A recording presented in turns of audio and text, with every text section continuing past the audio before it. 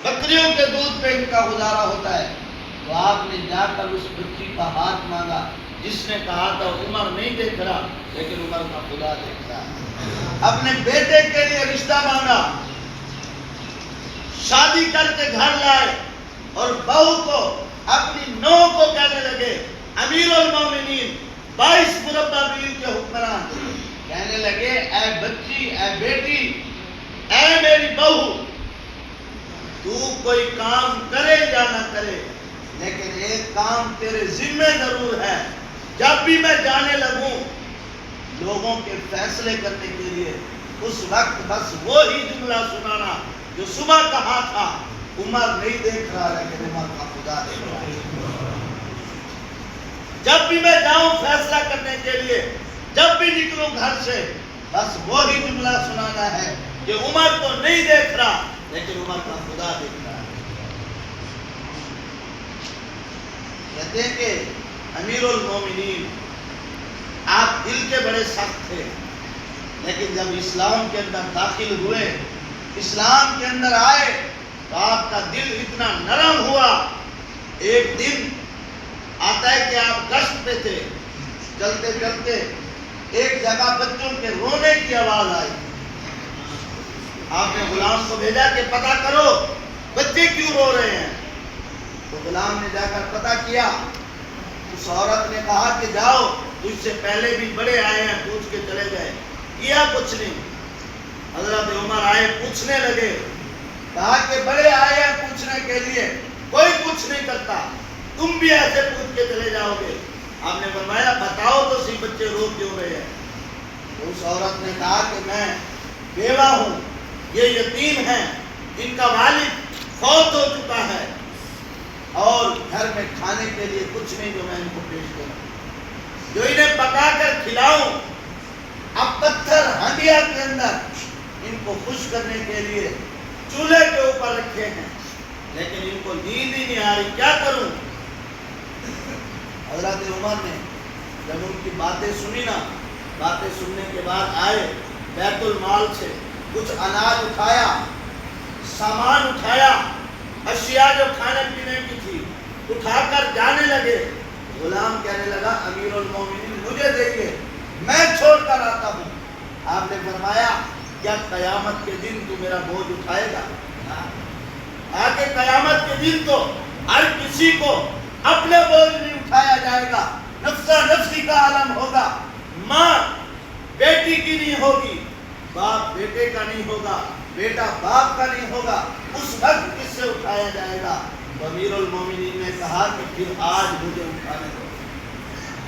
آپ خود اٹھا کر گئے اس بیوہ کے گھر، پردہ کرایا، کہتے ہیں کہ خود آٹا گوندا، خود پانی بھر کر لائے، خود ہانڈی پکائی۔ غلام کہتا ہے کہ اس سے پہلے میں نے حضرت عمر کو ایسا کام کرتے ہوئے نہیں دیکھا۔ جو آج کام کر رہے تھے سارا کام کیا، کام کرنے کے بعد حضرت عمر نے بچوں کو کھانا کھلایا۔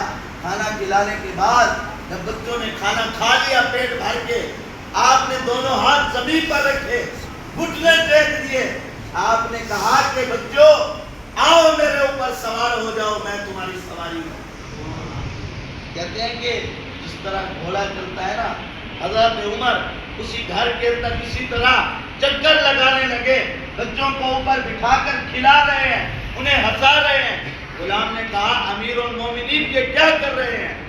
تو آپ نے فرمایا جتنا ان بچوں کو رلایا ہے اتنا ہنسانا تو پڑے گا۔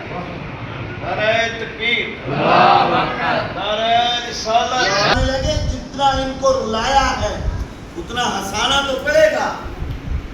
آپ نے انہیں ہنسایا، اب اجازت مانگی، جانے لگے۔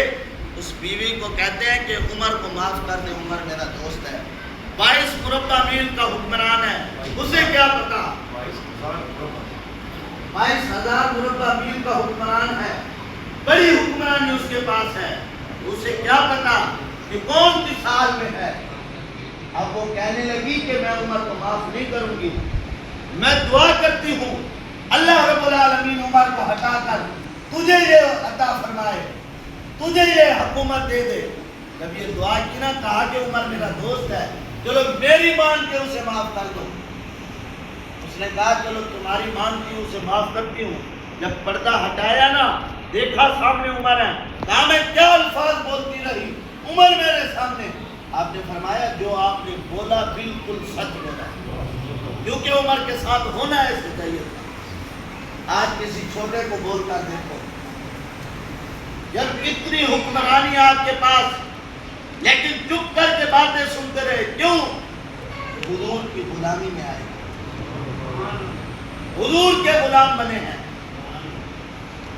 آپ نے فرمایا بالکل تو نے ٹھیک کہا، عمر کے ساتھ ایسا ہی ہونا چاہیے، لیکن تجھے خوشخبری ہے، اللہ رب العالمین نے تیری دعا کے صدقے عمر کو یہ حکمرانی عطا کی۔ وہ عمر جنہوں نے عدل و انصاف اتنا کیا کہ دریائے نیل، دریا یہ نا جب بہتا تھا تو ایک خوبصورت لڑکی لیتا تھا۔ آپ نے جب گورنر بنایا نا تو وہیں سے بیٹھ کر خط لکھا، یہ دریا سوکھ چکا ہے، یہاں کے لوگ کہنے والوں نے کہا ہے کہ ایک خوبصورت لڑکی کو تیار کروا کے دلہن بنا کے اس کے حوالے کیا جاتا ہے، پھر پانی آتا ہے۔ آپ نے فرمایا کہ ان کی نہیں ماننی، اب شریعت جو کہتی ہے وہ ماننی۔ اب حضور کی شریعت، رب کی شریعت جو کہتی ہے ہم نے وہ ماننا ہے۔ آپ نے ایک رکا لکھا، رکا لکھنے کے بعد آپ نے فرمایا کہ دریا کو جا کر میرا حکم سناؤ۔ رکے کے اندر لکھا کیا تھا؟ آپ نے فرمایا جا کر یہ دریا کے اندر ڈال دو، پھر دریا جانے، یہ رکا جانے اور خدا جانے۔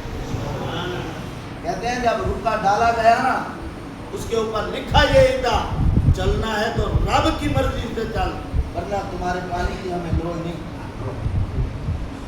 چلنا ہے تو رب کی مرضی سے چل۔ اب شریعت جو کہتی ہے ہم وہی کریں گے۔ شریعت نے جو بیٹی کو عزت دی ہے ہم اسی کے پابند ہیں، حضور نے جو فرمایا ہم اسی کے پابند ہیں۔